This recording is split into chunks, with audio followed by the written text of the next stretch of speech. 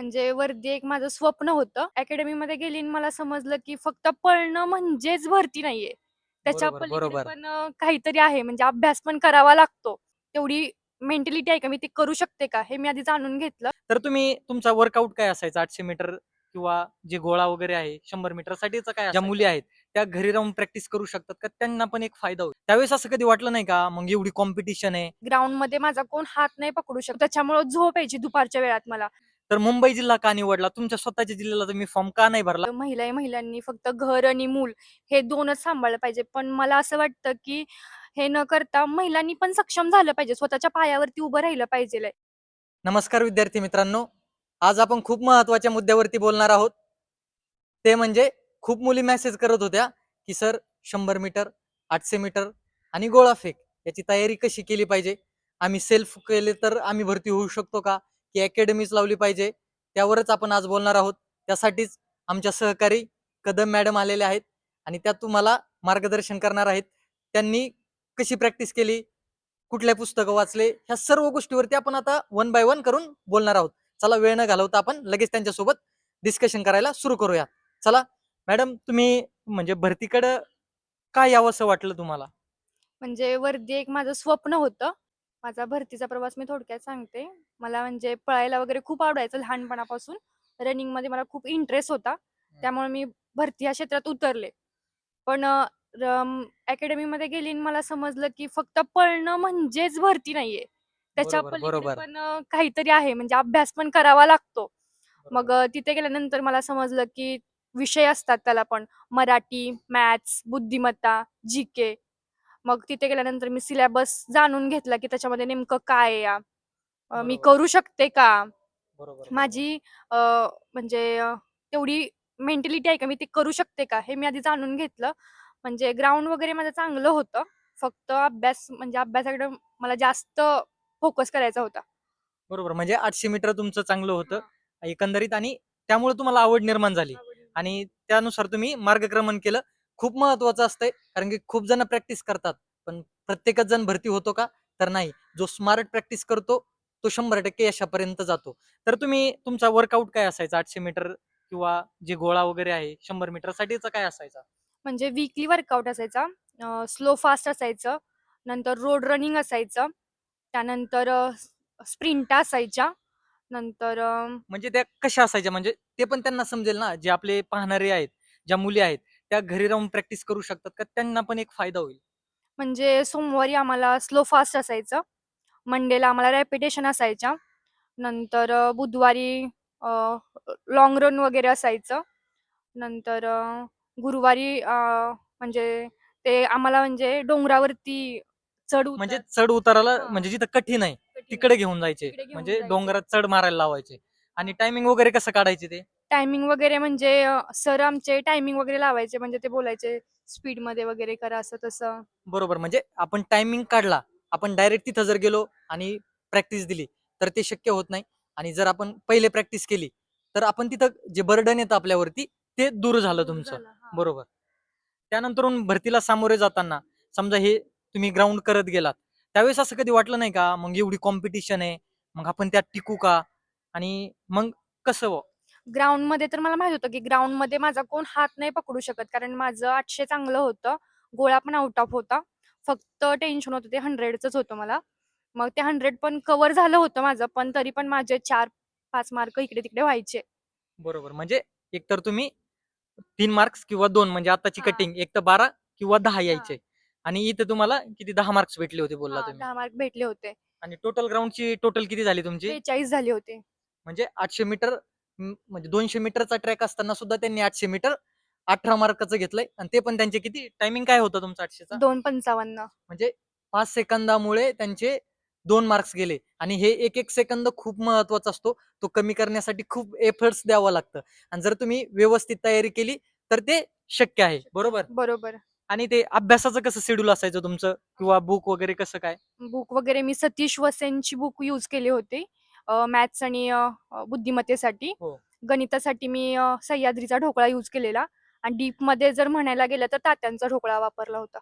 बरोबर. आणि ते क्वेश्चन पेपर वगैरे कसे सोडायच्या किंवा याचा शेड्यूल कसा असायचा? अभ्यासाचं थोडक्यात शेड्यूल माझं कसं होतं म्हणजे मी प्रत्येक विषयाला 2-2 तास वेळ दिला होता. मराठीला 2 तास, बुद्धिमत्तेला आणि मॅथ्ससाठी जरा जास्तच वेळ दिला होता. कारण गणितं वगैरे सोडवायला वगैरे वेळ म्हणजे डोकं खूप खच्चीकरण व्हायचं बरोबर माझं गणिताच्या आणि बुद्धिमत्तेच्या बाबतीत. मग त्यासाठी मी वेळ दिलेला आणि मला सकाळी लवकर उठावं लागायचं. 5 ते 8 मध्ये वर्कआउट असायचा. सो त्याच्यामुळं झोप यायची दुपारच्या वेळात मला. बरोबर. मग पण माझा सिलेबस कव्हर नव्हता झाला. मी कव्हर करण्यासाठी मला झोप यायची, तर मग मी दुपारी मोस्ट ऑफ गणित आणि मॅथ्सचे एक्झाम्पल वगैरे सॉल्व्ह करायचे.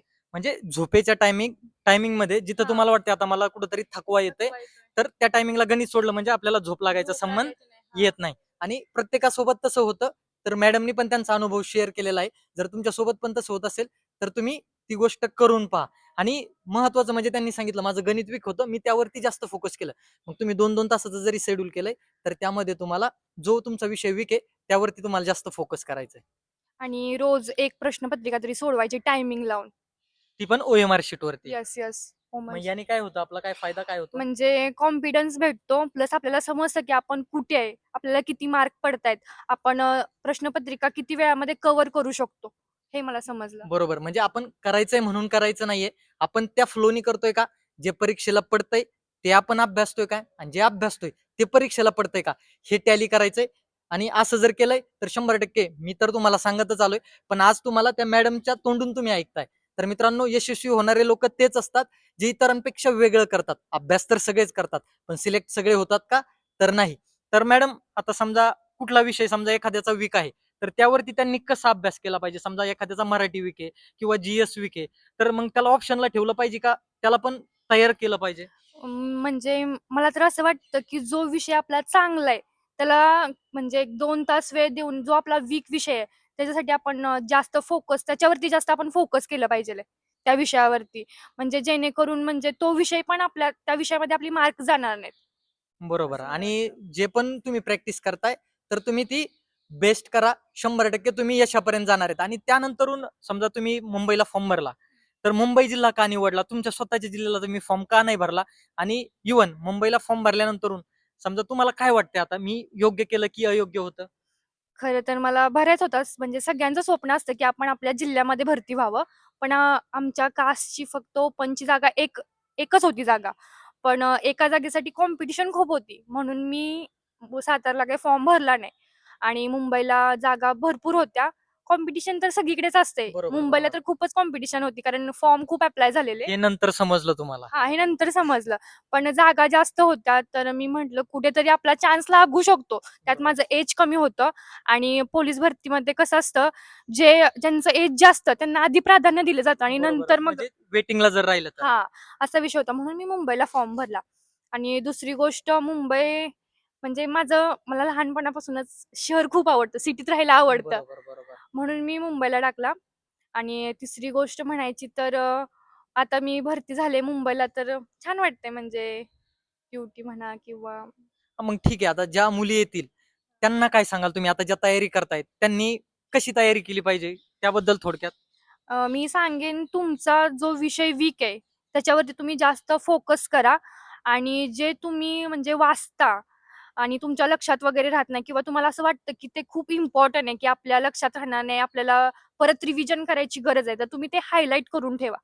बरोबर. महत्वाचं एकदम म्हणजे. महत्वाचा मुद्दा आहे. हां, बरोबर. म्हणजे तुम्ही कसं म्हणजे जर वाचायचं म्हटलं किंवा तुम्हाला जर रिपीट करायचं म्हटलं, तर तुम्ही पूर्ण सगळं वाचत बसू बसू नका. तुम्हाला जे महत्वाचं वाटतंय तेच तुम्ही फक्त चाळत जर गेला ना, तर तुमचं एकदम हां, चांगलं म्हणजे जे प्रकारे आपल्याला होऊन वाटतंय, जाईल. आता मला माहिती आहे महाराष्ट्राची राजधानी मुंबई आहे.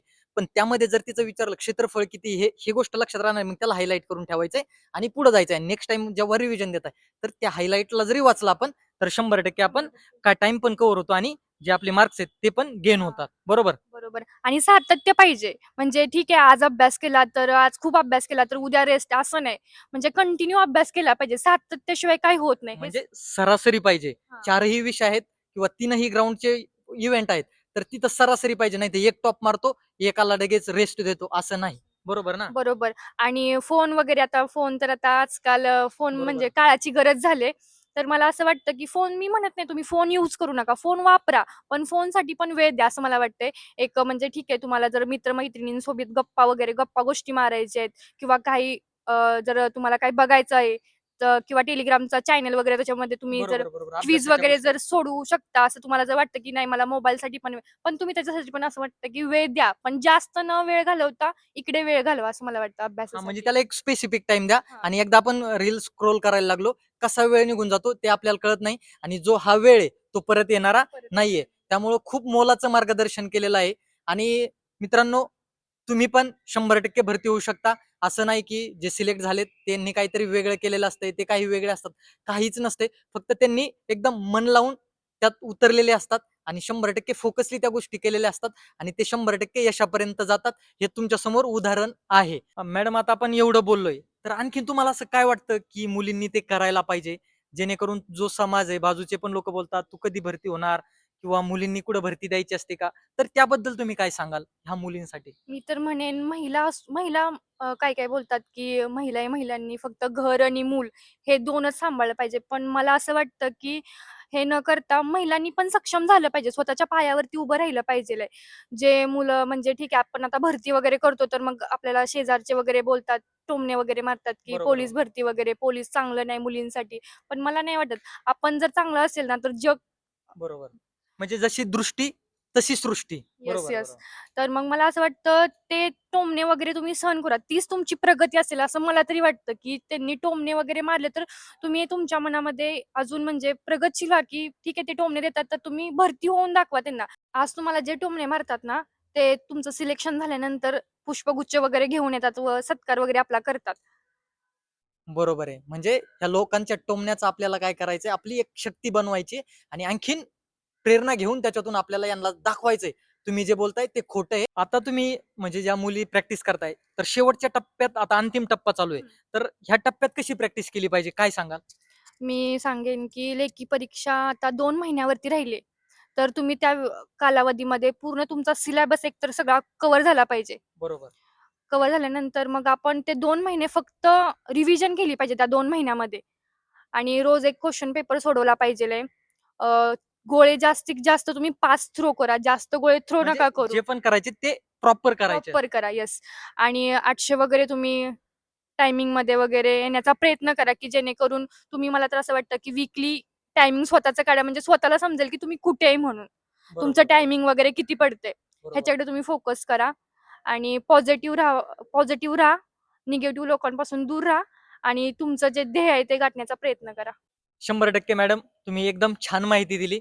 100% मुलींना फायदा होईल. त्यावरती त्या इम्प्लिमेंट करतील. ज्या गोष्टी तुम्ही सांगितल्या, त्या गोष्टी त्या आत्मसात करतील आणि त्या दृष्टिकोनातून प्रयत्न करतील आणि 100% त्यांना यशापर्यंत जाण्यासाठी तुमच्यामुळे का होईना थोडा मार्ग सुखकर होईल अशी अपेक्षा करतो. आणि तुम्ही आलात वेळात वेळ काढून आणि आपल्या YouTube चॅनलवरती मुलींना मार्गदर्शन केलं, त्यासाठी धन्यवाद. चला, आजच्यासाठी इथंच थांबूया. व्हिडिओ कसा वाटला कमेंट करून नक्की सांगा. मॅडमसाठी एक लाईक तर बनतोच. चला तर थांबूयात. जय हिंद, जय महाराष्ट्र.